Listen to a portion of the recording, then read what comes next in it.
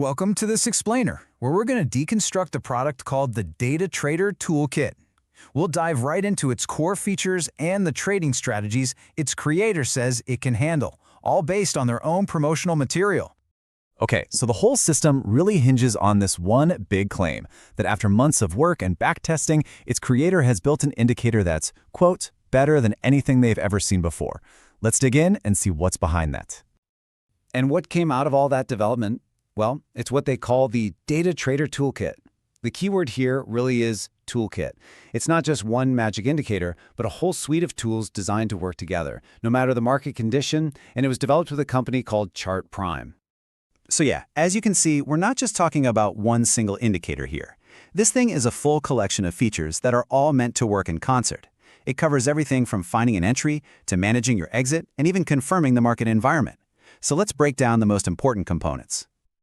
All right, let's start with the real engine of this whole system, the buy and sell signals. These come from a tool they call the DT oscillator, and it's designed to give traders their main entry points into a trade. So for a buy signal, you have to follow this specific three-step dance. It's kind of like a classic momentum pullback strategy, right? First, you spot an oversold condition when the line drops below the band. Then, you wait for momentum to start shifting back as it comes back inside. And finally, you get that last confirmation of bullish strength when the center line turns blue. And you guessed it, for a sell signal, you just flip the whole thing on its head. The oscillator goes above the upper band, signaling a potential overbought condition. Then it comes back inside, suggesting momentum might be fading. And the final trigger is when that line turns purple to confirm the bearish setup. Okay, now this is a super important rule they've built in. It's all about filtering out the bad trades. A setup is considered totally invalid if the oscillator swings all the way to the other side before you get that final color confirmation.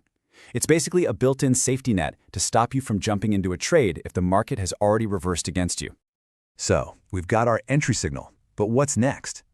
Well, getting into a trade is only half the battle, right? This next part is all about knowing when it's time to get out.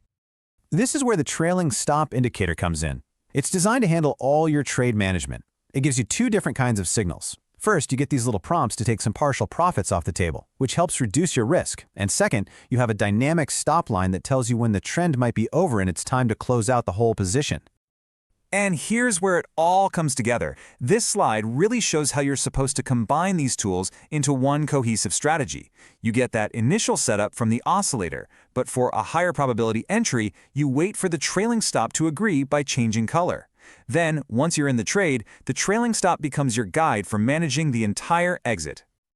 So we've covered entry and exit, but the toolkit has a few more tricks up its sleeve. It also includes several secondary tools, and these are all designed to add extra layers of confirmation to help you be even more selective with your trades. First up for confirmation tools is the trend analyzer.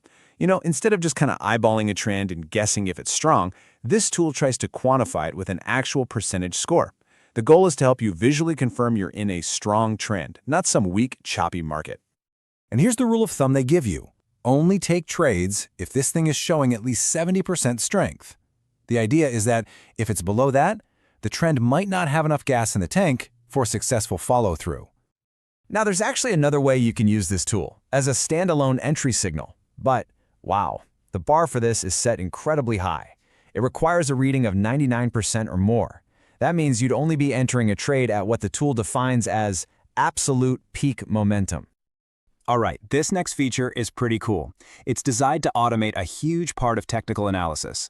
It automatically finds and draws key market structures right on your chart for you. This could save a ton of time for experienced traders, and for newer ones, it could act as a guide if they aren't totally confident in their own chart reading skills yet. And here we have another automated analysis tool, but this one's got a really interesting twist. It identifies key support and resistance levels, but it bases them on trading volume. The thinking here is that areas with a ton of volume are more significant because they represent a point where lots of buyers and sellers fought it out. That makes them more likely to act as strong barriers for price. Okay, so we've picked apart all the individual pieces. Let's zoom back out now and look at how this all fits together as one complete toolkit. So here's a quick recap of the 5 main parts we just walked through. You've got the oscillator for your entry, the trailing stop for your exit, and then 3 different tools for confirmation. One for trend strength, one for chart structure, and one for key price levels. So, when you boil it all down, what the Data Trader Toolkit is offering is a highly structured, rule-based approach to trading. It systematically addresses your entry, your exit, and your trade confirmation. And that kind of brings us to this big fundamental question. Can one single algorithm, no matter how comprehensive, truly solve the immense complexities of the financial markets? That's the thought we'll leave you with.